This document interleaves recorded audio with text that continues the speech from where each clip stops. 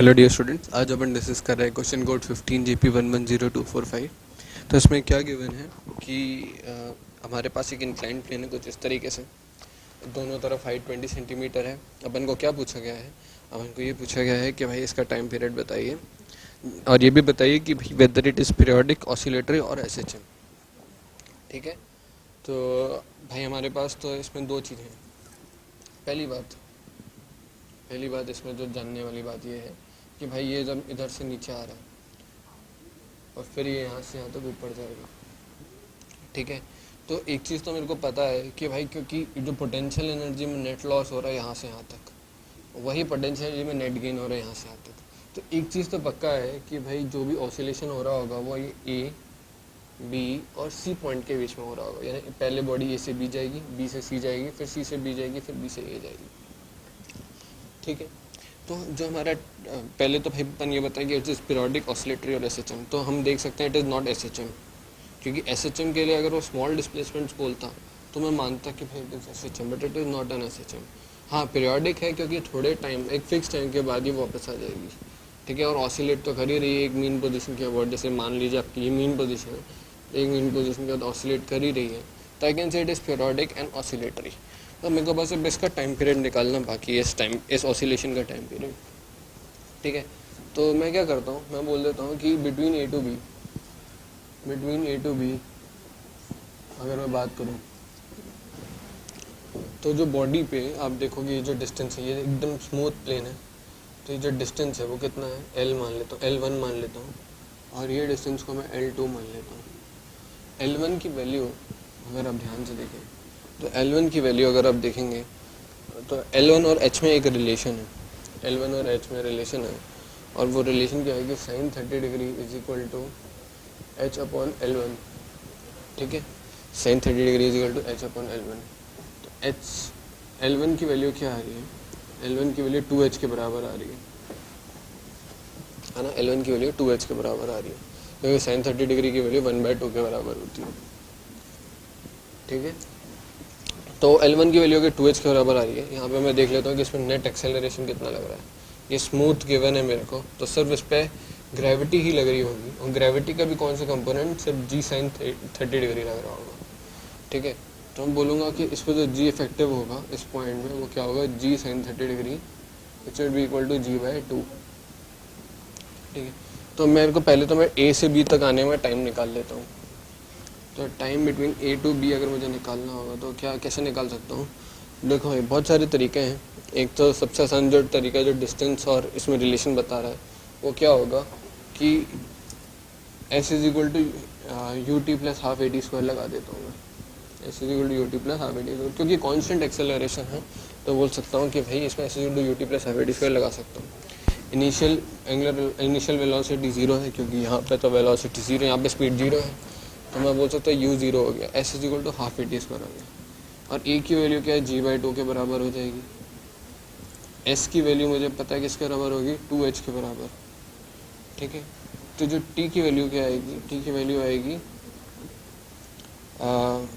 2H upon G/2, तो ये आ जाएगा 2√H/G, 2√H/G। ठीक है, ये मेरा T1 आ गया। अगर आपने ये पार्ट नोट डाउन कर लिया तो मैं नेक्स्ट पार्ट यहाँ पे स्क्रीन आप पॉज कर सकते हैं, अब। और मैं इसमें क्या कर रहा हूँ कि अब मैं ये वाला पार्ट मिटा रहा हूँ, नेक्स्ट पार्ट कर रहा हूँ।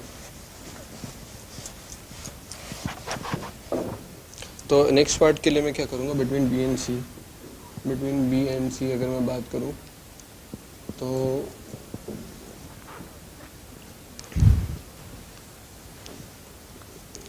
BNC में अगर मैं देखूँगा तो BNC में क्या होगा कि मेरे को इन दोनों के इसमें वही चीज़ करनी पड़ेगी। L2 की वैल्यू क्या होगी, मैं L2 की वैल्यू निकाल सकता हूँ कि भाई L2 और H में अभी भी एक रिलेशन है ना, L2 और H में अभी भी एक रिलेशन है, और L2 और H में क्या रिलेशन है, मैं बोल सकता हूँ sin 45 degree is equal to H upon L2।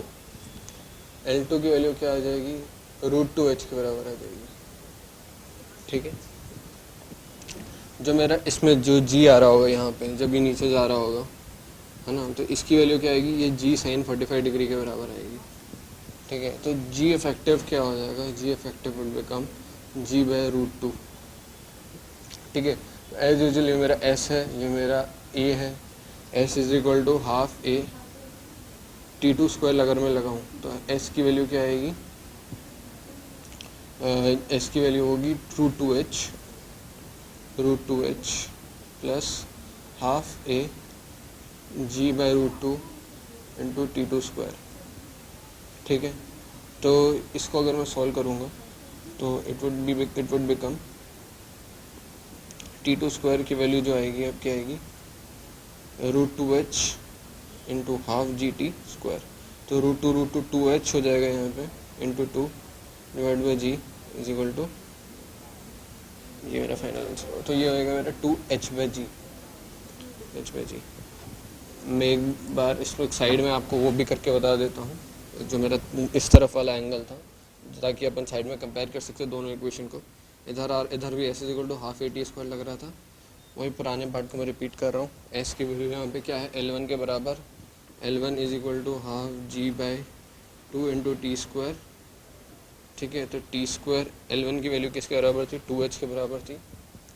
ठीक है। L1 की वैल्यू 2h के बराबर थी। तो टी स्क्वायर की वैल्यू क्या आ जाएगी, t1 स्क्वायर की वैल्यू वो 2h इंटू 4/g के बराबर आ जाएगी।